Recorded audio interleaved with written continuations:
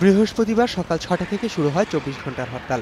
হরতালের সমর্থনে গাড়ি ভাঙচুরের চেষ্টার সময় যাত্রাবাড়ি থেকে দুজনকে আটক করে পুলিশ। এছাড়া ধূপখেলা এলাকায় মিছিল বের করে জামাত শিবির কর্মীরা। সকালে রাজধানীতে গণপরিবহনের সংখ্যা কম থাকলেও বেলা বাড়ার সাথে সাথে তা বাড়তে থাকে। তবে নগরী থেকে ছেড়ে যায়নি দূরপাল্লার কোনো বাস। হরতাল ২-২.৫ ঘন্টা ধরে বয়ে রয়েছে, যাত্রী মাত্রী নাই।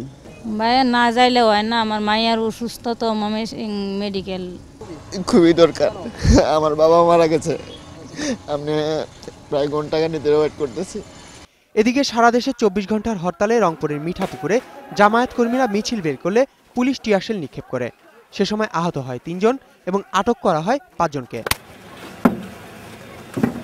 গাজীপুরের জয়দেবপুর ঢাকা রুটের ৩ সড়ক এলাকায় বেশ কয়েকটি ককটেল বিস্ফোরণ এবং গাড়ি ভাঙচুর করে হরতাল সমর্থকরা।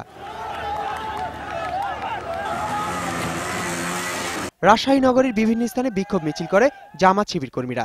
ডিঙ্গাডোবা এলাকায় পুলিশের সঙ্গে ধাওয়া পাল্টা ধাওয়ার ঘটনাও ঘটে।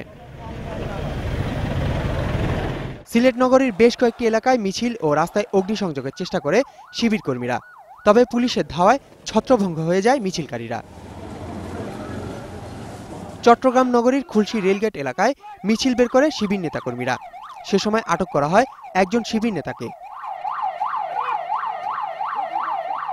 বগুড়ার সাবগ্রামে ঢাকা বগুড়া বাইপাস সড়ক, পিটিআই মোড় ও চারমাথা এলাকায় মিছিল করে হরতালকারীরা।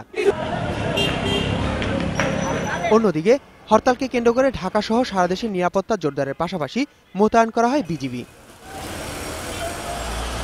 আহমদ অনিক, ২১ টেলিভিশন।